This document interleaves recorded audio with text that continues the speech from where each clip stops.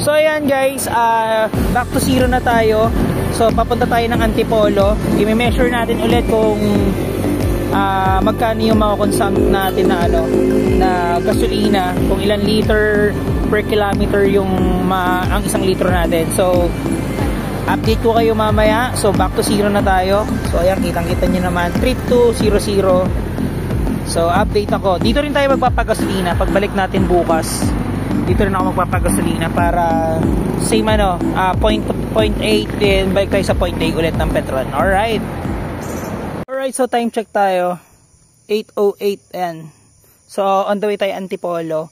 So bali tumakbo na ako ng 6.4 dun sa full tank natin. So ayan, 2 hours and 20 minutes. So mga 10:28 makakarating kami ng Antipolo. So 84 kilometers.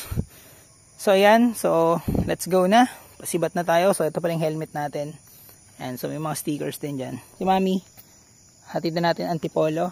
So balik na natin ng Laguna is madaling araw na. Alright, so cut na natin dito. Then ride na kami.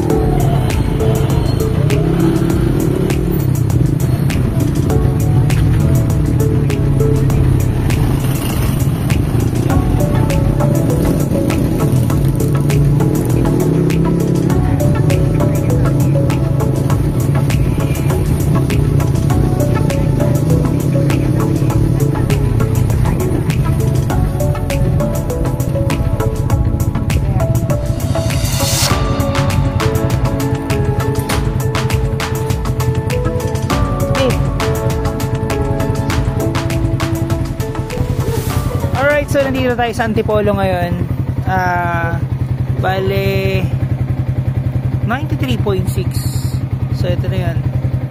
So tapos bukas mga madaling araw babalik ulit tayo ng ng Liliw, Laguna, o dun sa pila papasok tayo.